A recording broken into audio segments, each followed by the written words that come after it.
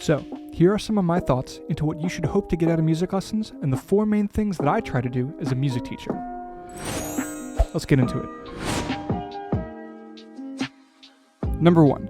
A teacher should help you structure what you do on a weekly basis to align with longer-term goals. You can learn anything by yourself on the internet, but chances are you won't. Excuse me? It's easy to pick up a riff or a chord voicing from a video here and there, but it's harder to pick a larger goal and actually chip away at it over a longer period of time. Why? Because you lack focus. It helps to have a teacher guiding us, helping us first to even have larger goals, telling us to work on this piece of it this week, that piece of it next week, another piece of it the week after that, and keeping us accountable. Everyone is accountable. Number 2.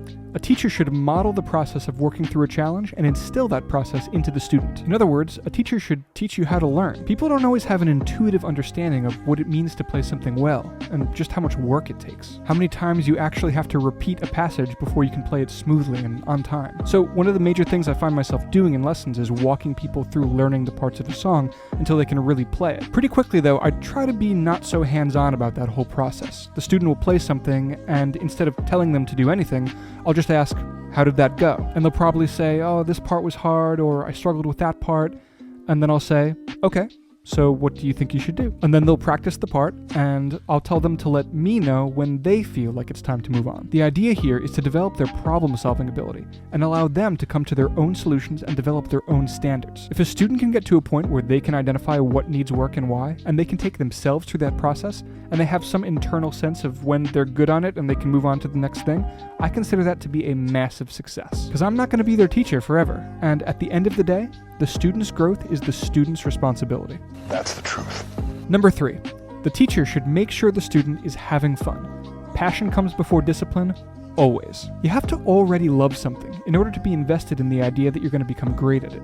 But if you're invested in that idea, then you'll probably put in the work. A teacher shouldn't force their idea of progress on the student at the expense of the student's happiness. They'll just quit and become another one of those people who I meet all the time who says, oh yeah, I used to take music lessons, but I didn't want to practice. Making students practice their scales and learn classical pieces, eating their vegetables, so to speak, needs to be balanced with doing the fun things, writing music with them, improvising, showing them cool sounds on the keyboard, and most importantly, making the music that they want to learn the primary vehicle for their growth. If a teacher can ignite a student's passion for music, they'll have a way easier time getting them to do things that require some actual discipline, like learning their scales. The proverbial scales must balance. Number 4. A music teacher should cultivate a relationship that fosters growth for the student. This is nuanced and multifaceted and involves me being a certain way in my energy with the student. It means telling the student the good news, which is that they can be great at this if they put in the time and effort, and that being great at something is one of the most beautiful and fulfilling things in life. It means making the student feel good about sounding good when they sound good. Great job.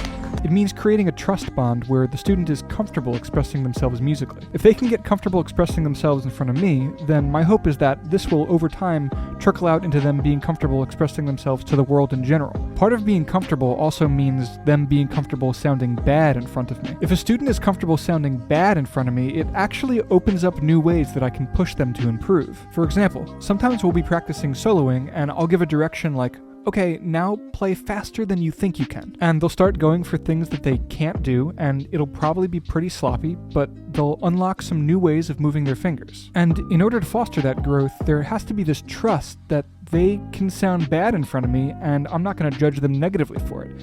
In fact, I'm going to judge them positively for it, because in order to progress, you need to be existing on the edge of your strengths, always pushing your capabilities further and further. Keep pushing. So those are 4 of the major things that I try to keep in mind when I teach, and I think that any teacher should be going for in their relationship with their students. It's important to know, though, that studying with a teacher is just one dimension to your musical growth. It's also really, really important to get out there and play with people and perform. In fact, I have a whole video about that called Get Out There, and it's the first video in my Quick Tips for Getting Better at Music series, and you can watch that here.